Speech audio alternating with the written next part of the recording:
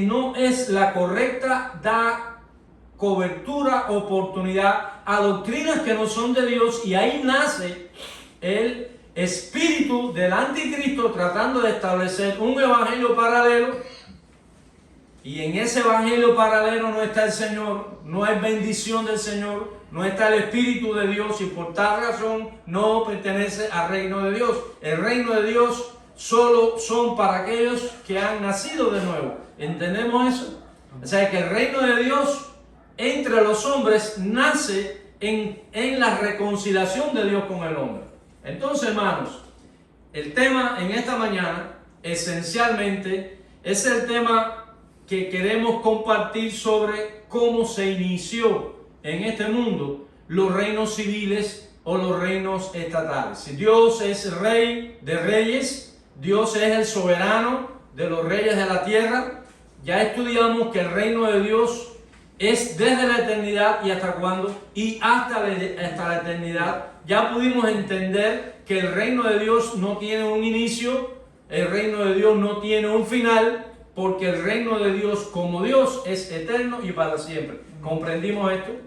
Es una verdad muy simple, es algo que entendemos a la palabra de Dios muy fácil, pero que tiene connotaciones muy profundas en la interpretación teológica, que tiene que ver incluso con aspectos escatológicos. Por eso es importante que mantengamos en nuestra mente bien claro estos conceptos, para cuando lleguen esos factores teológicos controversiales, nosotros tengamos de base todos estos elementos claros para que lo podamos entender. O sea que las cosas simples son las que nos ayudan a entender después las redes que se tejen con respecto a la no comprensión de estas verdades que son precisamente simples. Entonces, nosotros no olvidemos, hermanos, que también Satanás le dio importancia extraordinaria al tema del reino. Fíjense que Satanás tentó a Jesucristo en 4 oportunidades, como lo leemos ahí en este capítulo. Dice, le dijo, si eres el Hijo de Dios, desciende y di que estas piedras se conviertan en pan. Ahí en capítulo 4 de Mateo, versículo 3, dice que el tentador le ofreció a Cristo, después de 40 días de ayuno, come, tú tienes hambre, haz que estas piedras se conviertan en pan. O sea que son ordenanzas de una persona que se considera rey de un reino sobre el cual él tiene autoridad. O sea que todo descansa sobre esa idea, y nosotros debemos tener una mente bien clara a la hora de escudriñar este aspecto, para nosotros saber identificar correctamente cada escenario dentro de esta misma tentación. Dice, y el Señor respondió, ¿cómo? No solo de pan vive el hombre. Es decir que, aunque Cristo se sujetó a la tentación, no cedió ante esa tentación, y eso es lo que hizo posible que el reino de Dios prevaleciera. O sea que no solo es el hecho de que Cristo no cayó en la tentación, sino que el hecho trascendente de no caer en la tentación es que Él mantuvo su dominio, que Él se mantuvo fiel, y Él salvó el reino a favor de nosotros. ¿Comprendemos la idea? Es que es importante que entendamos esto. Y dice que el diablo lo llevó a la ciudad santa y le puso en un lugar muy alto, en el pináculo del templo, y dijo, no, si eres el Hijo de Dios, es como una, ¿cómo lo decimos allá en la zona? Una pitubita. Es algo que pincha, que molesta sobre el aspecto en cuanto a la revelación que Dios iba a hacer de sí mismo más cuestionada. Era esta: si eres el Hijo de Dios. Era lo que más iba a cuestionarle el hombre, los discípulos, los escribas, todo el mundo. Y la gran controversia de los siglos es precisamente definir que Jesús es el Hijo de Dios. Es el título que le da el derecho a Él como el primogénito de Dios para gobernar el reino que Dios estableció entre los hombres y en su creación. Así que no es algo, la tentación que Satanás hace a Cristo no es algo tan sencillo y tan hollywoodesco. Ahí se está librando la batalla crucial a favor tuya y a favor mío, para que podamos entender lo que es el reino, para poder participar del reino, para ser parte de esa familia que Él vino a establecer. Si eres el Hijo de Dios, échate abajo, porque escrito está, ¿qué cosa? a sus ángeles mandar acerca de ti, usando la palabra del soberano contra el soberano. Ahí es donde está el engaño, el autoengaño de Satanás.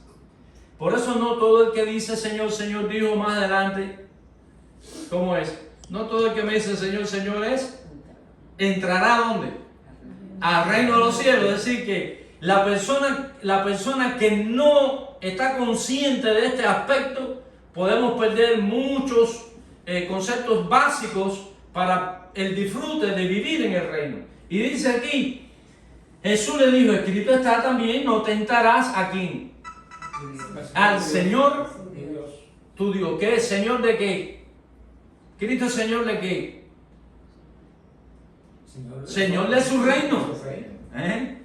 O sea, Jesucristo es el que está en la autoridad. Y entonces Satanás está tratando de moverlo de su autoridad. No nos olvidemos la idea fundamental, la importancia que Satanás le dio al aspecto del reino, y por eso él termina aquí su tentación. Por eso dice, otra vez llevó el diablo a un monte muy alto, todo lugar alto siempre, para tratar de confundir. Y dice, y le mostró ¿qué cosa? Todos los reinos de qué? Del mundo. De este mundo, del mundo.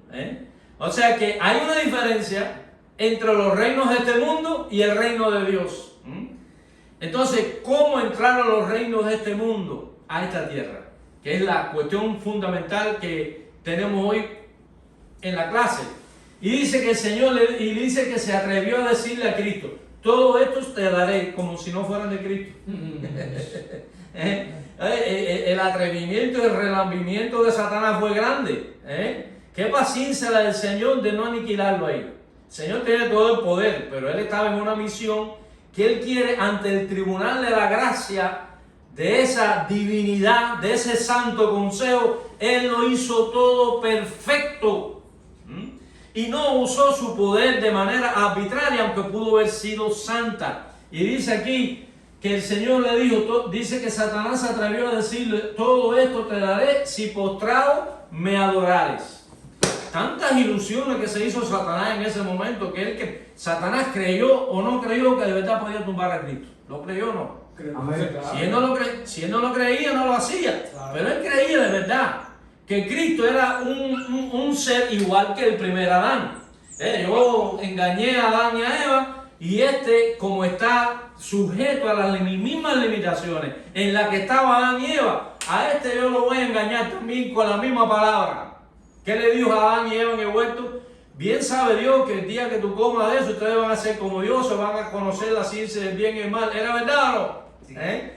Porque el diablo, nosotros lo identificamos como diablo cuando usa la mitad de la verdad. Eso es manipulación, una falacia para engañar a la gente. Y esto es un elemento que nosotros debemos tener muy claro cuando oímos a un predicador. Cuando escuchamos a alguien que nos viene a hablar de la palabra de Dios, tenemos que tener la mente muy despierta, hermano, porque en esa palabra que estamos recibiendo puede estarse tejiendo una doctrina satánica en nombre de Dios a través de su misma palabra. ¿Ustedes están entendiendo la idea? Por eso no podemos decir amén a todo. Por eso nosotros no podemos decir, hay gente que decía, Chávez es cristiano porque Chávez dice gracias a Dios. Mira usted qué manera de definir a un cristiano. O sea, y Maduro igual. Y Maduro que está con pintas igual. Entonces nosotros tenemos, hermanos, que centrar nuestra atención en la palabra de Dios, saber entenderla y pedirle al Señor que por su Espíritu Santo nos ayude a que podamos asimilar esa verdad y entonces así poder decir amén y así vivir por ella. Todo lo que Satanás en esta tentación usó fue la palabra. Cuando dijo, todos estos reinos a mí me fueron dados, ¿qué está queriendo decir? Él está diciendo una verdad a media. Es verdad que hay nadie de Dios, los reinos de este mundo, porque los reinos son de Dios. Pero la situación está en que al Adán y Eva en el huerto del Edén desobedecer a Dios, le dio la entrada a Satanás en la familia, ¿ok? que Dios, ¿te acuerdas que eso lo vimos en la primera clase? Dios quería hacer una familia con Adán y Eva igual, una familia igual a la familia celestial, porque ya existían los ángeles, ¿verdad? Y la presencia maravillosa de Dios y todo lo que se vive en el cielo, quiso Dios compartir su belleza con la raza humana. Y a ellos despreciar a Dios, le dieron entrada aquí a Satanás. Entonces, en cierto sentido, el hombre le dio esa potestad a Satanás, y a partir de ahí se estableció el principio de una nueva familia. Y por tal razón, porque cuando Adán y Eva no existía en el mundo un reino humano, si no existía, ¿qué cosa? Una familia. Y comenzó el problema con la familia. Quiere decir que la familia es la que utilizó Satanás para después establecer ese reino. Y los reinos de este mundo comienzan a raíz del pecado. Y nosotros sabemos, hermano, y nosotros debemos estar conscientes que hay una distinción importante en este aspecto. Ya para resumir lo que hemos acabado de decir, la importancia que le da Satanás al reino es meritoria de que le prestemos atención. ¿Por qué? Porque Satanás quiso decirle a Cristo, que es el soberano, que es el Señor de los cielos, de la tierra, que es el dueño de todo, lo quiso rebajar. ¿A dónde? Al nivel, o sea, de la categoría divina, de la categoría soberana y eterna, él quiso bajarlo al rango, a un rango de siervo, de servidor. Es decir, que la intención de Satanás era tratar de bajar a Dios de su pedestal divino a un simple siervo, como a lo que convirtió él a Adán. Eso es muy importante que nosotros analicemos y entendamos esto, que eso es lo que Satanás quiso hacer con Cristo, pero no lo logró. O sea, Cristo, el Rey soberano, creador del universo, él quiso convertirlo en un alcalde municipal. Es decir, que vamos a coger al presidente de este país y vamos a decirle, si tú haces lo que yo te digo, tú que eres el presidente del país. Fíjense, Satanás es estúpido, que cuando quiso probar inteligencia con Dios, fracasó con Dios, porque la inteligencia que él tiene supera la de los hombres, pero no la del que le dio esa inteligencia a él. Él fue a, como decíamos allá en la tierra tuya, que se iba a bailar acá ese tronco. Se le acabó la pita antes que se acabara la música, ¿no? Eso sí, eso entonces, allá, ¿cómo se llama? Allá. Entonces, lo que nosotros estamos queriendo decir es que Satanás, la estrategia de él fue quitar al presidente de la Casa Blanca y ponerlo aquí en la ciudad de Miami. Yo te voy a dar todo esto. Entonces le está queriendo quitar el trono. No se da cuenta que Jesús no iba a ceder ante esa tentación.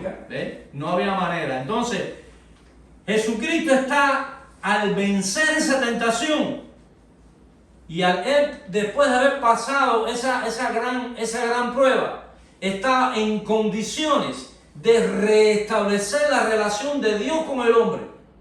¿Sí o no? ¿Estamos entendiendo ahora? Es decir, que Cristo tiene el derecho. Mira, Cristo tiene no hay un rey que tenga, no hay nadie que esté en autoridad, que tenga el mejor aval para llegar a estar en esa posición como Cristo. Primero, se hizo humano. Segundo, no pecó. Tercero, murió en una cruz. Cuarto, resucitó de la tumba. Quinto, está a la diestra del Padre. ¿Merece él ser el rey o no? ¿Él es el rey o no es el rey? Entonces, todos los que seguimos bajo la dirección de él, que hemos sido sacados del barro de la maldad, del pecado, ese es el evangelio. Nosotros junto con él, porque él es el hermano mayor, no dice nosotros llegamos a esa convicción. Jesucristo es el hermano mayor, y el hermano mayor es llamado el primogénito. Y ese primogénito es el que administra los bienes del Padre, y esos bienes del Padre Él los reparte a cada uno de aquellos hermanos menores que somos nosotros, que pertenecemos a esa familia a la que le llama Él el reino de Dios. Amén.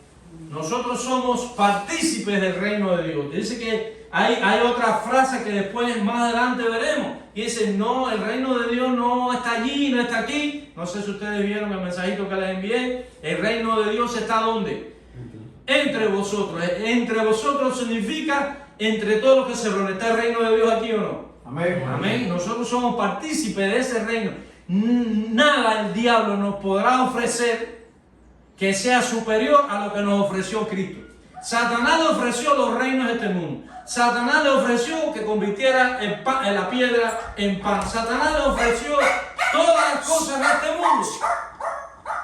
Pero ninguna de las cosas que te sean ofrecidas en este mundo van a superar a lo que Cristo te ofreció, que ser parte de su familia y recibir como herencia todo el beneficio que el Padre nos tiene en el cielo, garantizados por el Hijo mayor que es Jesucristo, que Él tiene todo el derecho, porque Él vino, murió, resucitó, está a la diestra del Padre, diciéndole al Padre, mira, todos esos que están pasando allí necesidad, todos aquellos que están siendo atribulados, mira, todos aquellos que están sufriendo persecución por mí, mira, todos aquellos que están recibiendo puñaladas traperas, mira todos aquellos que sufren por mi causa, mira la herencia aquí, Padre, ellos la merecen porque lo están haciendo, porque están bajo mi autoridad, están bajo mi guianza. Podemos decir amén, hermano. Estamos bajo su control. Eso es ser parte de ese reino, ¿entiendes? O sea que Jesucristo no vino a establecer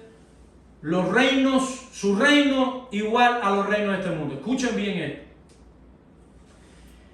Si Satanás, por causa del pecado, recibió los reinos de este mundo, ustedes tienen una idea de que Jesucristo un día venga a establecer en este mundo un reino igual a los reinos que produjo el pecado. Quiero que piensen bien, porque es una pregunta que tiene el condimento necesario para disfrutar el beneficio de esa verdad en nuestra mente. Si Cristo en su primera venida no vino a establecer ese reino semejante a los imperios, porque todos los imperios surgieron por causa del pecado, todos los gobiernos de este mundo son por la fragilidad en la que quedó el hombre al estar fuera de la gracia de Dios, perdieron. Acuérdense que hablamos que Adán en el huerto de Edén y Eva no solo cayeron de la gracia, sino que al caer de la gracia cayeron de qué más. Cayeron del reino, cayeron de todo el beneficio que el cielo les trajo a la hora de la creación del huerto de Edén. ¿Cómo es posible que Cristo, al final de la historia, va a establecer un imperio sentado allá en Jerusalén, en un trono, en una silla de palo, como se sentó el rey David, a establecer un reino que va a ser igual a un imperio, igual que el imperio de este mundo? Ustedes están pensando, ustedes están meditando junto conmigo.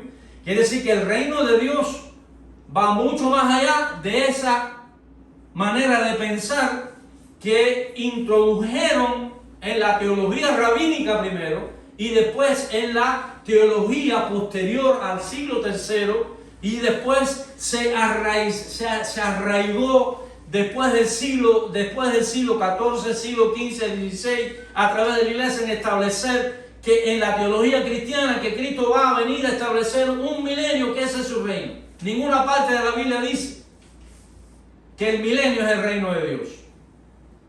El milenio es un reino. Reinará Cristo 1000 años con ellos, pero no vamos a dar la explicación porque eso ya llegará el tiempo para que podamos entenderlo mejor, para que podamos visualizar lo que ahora estamos estudiando. ¿Estableció Cristo en su primera venida el reino o no? Entre los hombres, quiero decir. Quiere decir que si ya el reino de Dios está entre vosotros, ¿cuál es el reino que falta?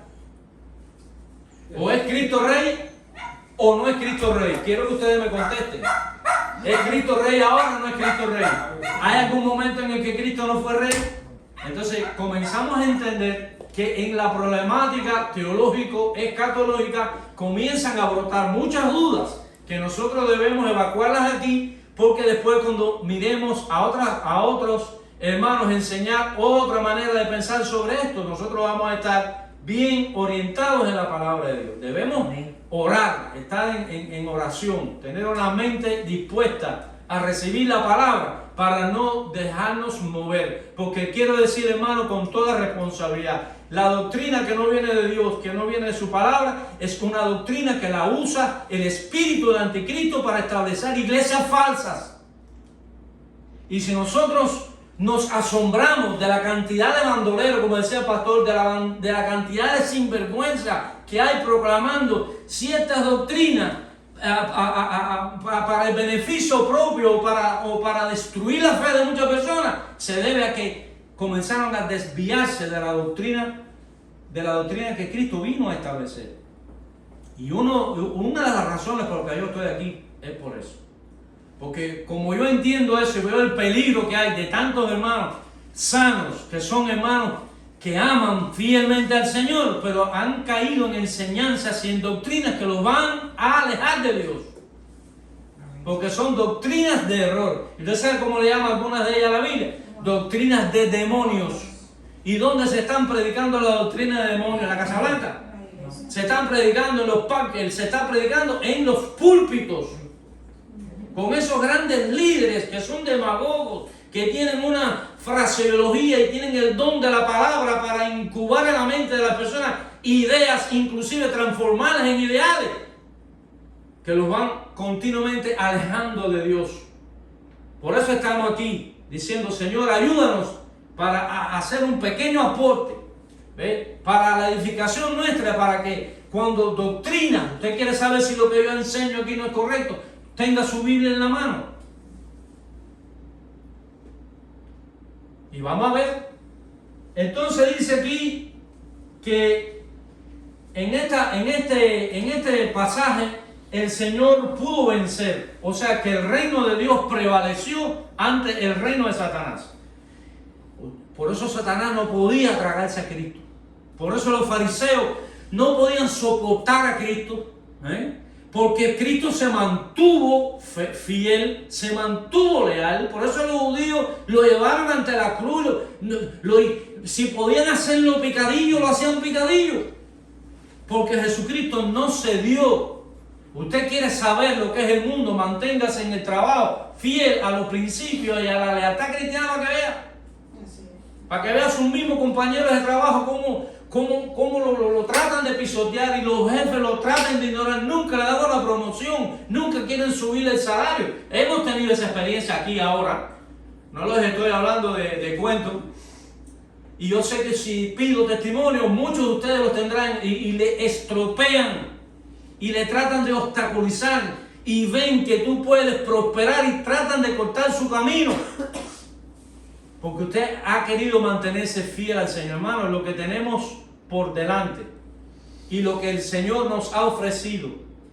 Y si permanecemos fieles en este camino, y dice la palabra de Dios, prosigo, dijo Pablo, prosigo a la meta, al premio del supremo llamamiento de Dios en Cristo Jesús, Señor nuestro. Hay un premio que no gana el primero que llega, sino que ganan todos los que llegan. Amén. Amén. Me encanta eso. Así que no importa que uno sea más lento que el otro, no importa que uno cante como un sapo y el otro cante como... Pero todos vamos a llegar por la gracia de Dios a la presencia del Señor. Y el diablo, como odió a Cristo, te odia a ti también. Si todo el mundo nos aplaude, todo el mundo dice que bien, es que aún dentro de las congregaciones el diablo filtra a ese tipo de gente. ¿Cómo le escribía Pablo a la iglesia de los Corintios? No hay todavía. Era la iglesia que más dones tenía. Todo el mundo hablaba en lengua, aquello era la gloria en la tierra. Y si no hay entre vosotros todavía celo, ira, no hay todavía entre vosotros contienda, no todavía ustedes están hechos piedra todavía. Hay que despojarse de esas cosas. Si yo te digo que te amo, hermano, en el Señor, te estoy diciendo que te amo de verdad. Si yo digo que amo al Señor, yo lo amo de corazón, de verdad. No estoy condicionado a que tú me ames. Yo lo hago porque eso le agrada a Dios. Amén. Y yo vivo para el Señor. Eso es lo que tengo. No importa que esté un cubo de sal sobre mi herida.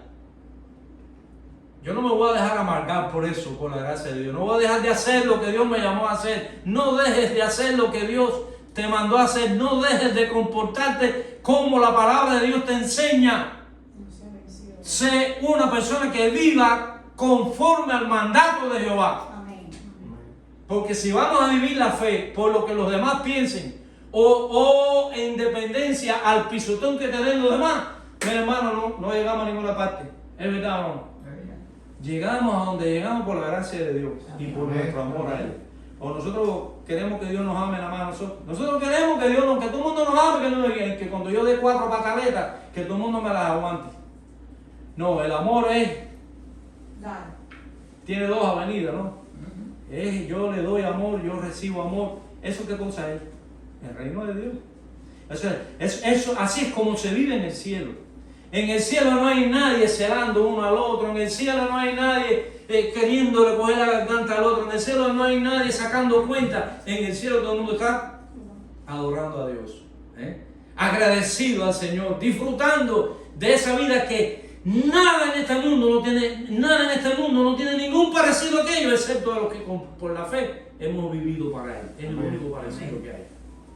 Si tú crees que el cielo se parece a esto que está aquí, hermano, usted todavía no ha conocido el Evangelio ni sabe lo que dice la Biblia. ¿Es verdad o no?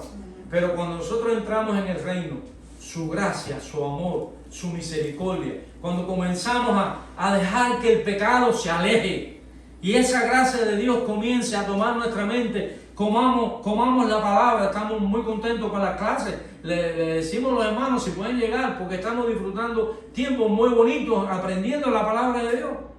Como la importancia de la palabra, de permanecer en esa palabra, ¿no es verdad, profesor? Del beneficio que trae permanecer en la palabra. Eso es vivir en el reino. Entonces, yo no puedo pensar en ningún momento que Cristo va a venir a este mundo a establecer un reino, porque hay un texto en la Biblia que dice que vendrá y será con vara de hierro. No, la vara de hierro está desde que Él vino la primera vez. Si no, pregúntale a Ananí y Zafira lo que les pasó, a ver si eso es hierro o no es hierro. Dice que vendieron y se volvieron loquitos y llegaron con la mitad de la ofrenda, no sé con cuánto, y Pedro le dijo, ven acá, ¿en cuánto vendiste? En tanto sitio, ¿y por qué has traído tanto? Tú sabes que no nos han mentido a nosotros, han mentido aquí a Dios, al Espíritu Santo. Y dice que cayó muerto. Hermano, es muy serio el Evangelio. En el Evangelio apóstata hay relajo y parece que no pasa nada. Pero en el Evangelio y en el reino donde de verdad está la presencia de Dios, ahí es que está el mundo. Dice el Salmo 24, si mal no recuerdo, ¿cómo hay que entrar al santuario? El limpio de manos y corazón puro. Yo no me puedo lavar las manos. Yo no puedo ser puro. Yo no puedo nada. Pero cuando voy a Cristo, Él puede en mí. Y tengo que dejar que me reprenda si tiene que reprenderlo. ¿Estamos dispuestos a eso? Amén. Los que no están dispuestos están casi llegando, pero no han llegado. Pero si nosotros estamos de acuerdo, entonces Él nos toma de la mano y nos lleva a su regazo y nos da esa bendición extraordinaria. Entonces, hermanos, en la mañana de hoy, ya casi terminando por cuestión del tiempo, no olvidemos que hay una diferencia, que en el cielo la filiación es espiritual, ¿sí o no? En la tierra la filiación es ¿cuál? Carnal o sanguínea. Es importante hacer esa distinción porque la filiación espiritual se puede sostener en su expansión o crecimiento, ¿sí o no?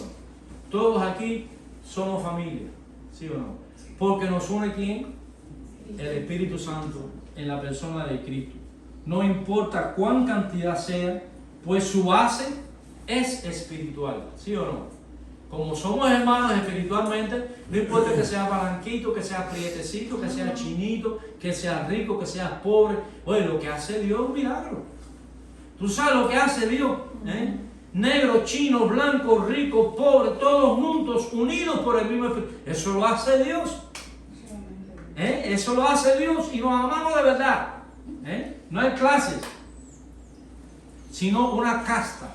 Casta en el sentido que nos distinguimos a los demás que no están en el Evangelio. Pues nosotros debemos tener eso, hermanos, bien claro en nuestra mente.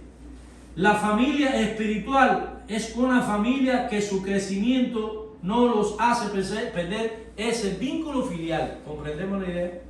en la familia o la filiación espiritual el sostener cada uno de nosotros en ella, aun cuando el número sea de millones, seguimos siendo ¿qué? Hermanos. O sea que la expansión ¿cómo se llama? Espiritual no nos afecta. ¿Entiendes? Esa es la filiación espiritual. La filiación sanguínea o la filiación carnal se da en la medida del papá y del hijo, el nieto, el bisnieto, y de ahí para adelante, ¿qué pasó? Ya el tataranieto, yo no sé quién fue mi tatarabuelo, yo no sé quién fue el abuelo de mi papá. Algunos de ustedes conocieron a su bisabuelo, que lo conoció, amén. Pero la familia de la sangre, el vínculo sanguíneo, la filiación sanguínea, en la medida que crece, ¿qué pasa? Se va diluyendo. Entonces, lo que hoy éramos hermanos, los nietos nuestros, por cada día que va, comienzan a ser parientes. Y ya después, con otra generacioncita más, no somos ni familia ni parientes. ¿Entiendes? Entonces, eso es algo que distingue, nos distingue. Por eso, en la tierra, esa filiación carnal es una de las señales que da la palabra de Dios para dar inicio a los gobiernos terrenales, porque ahí es donde sube. Así ya como no hay un vínculo espiritual, no hay un vínculo que nos une a todos a pesar de la distancia sanguínea que tengamos. Quiere decir que cuando la expansión sanguínea o carnal crece, entonces esa expansión demográfica no puede soportar que haya entre los seres humanos paz, que haya entre los seres humanos armonía. Entonces ahí es donde brota ¿quién? El gobierno civil o el gobierno estatal. Es decir que ahí, a lo largo de los siglos, estamos hablando ya después del diluvio, y antes del diluvio ya la raza humana era tremenda, pero esa expansión trae como consecuencia, a falta de la vinculación espiritual, tiene que haber una fuerza que ayude a que los problemas entre los hombres se resuelvan. Una fuerza represiva. Es fuerza represiva, aun cuando no sean cristianos. Quiere decir que cuando dice Cristo, sométate a autoridad y obedece al rey, se está refiriendo a eso. Que los gobiernos de este mundo no son de Satanás tampoco.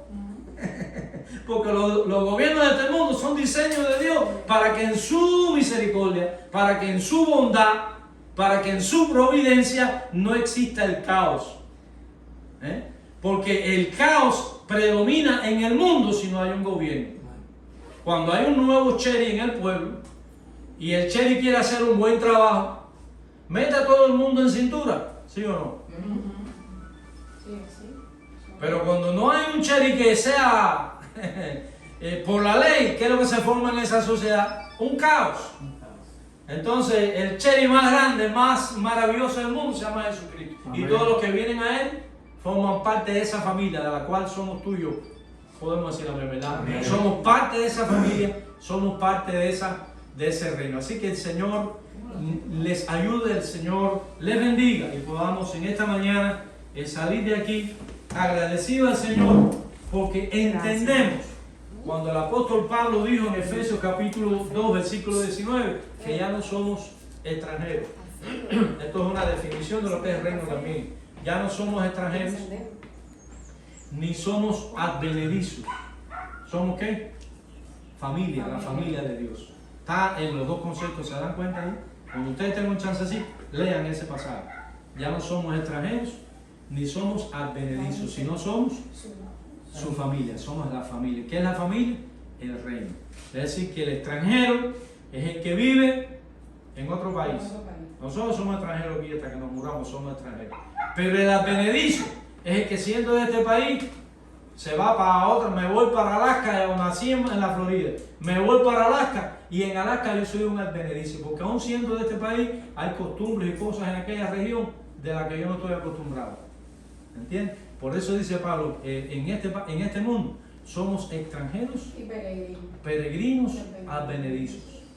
Pero en Cristo somos una familia. No importa que viva en Alaska, no importa que viva en la Florida. Nosotros somos todos de la familia de Dios. Que el Señor le bendiga Y si hay algún hermano que tenga alguna duda, por favor, después nos lo hace saber. Pero este es el tema que vamos a tener por algunos domingos más. Que Dios les bendiga en esta mañana y puesto en pie.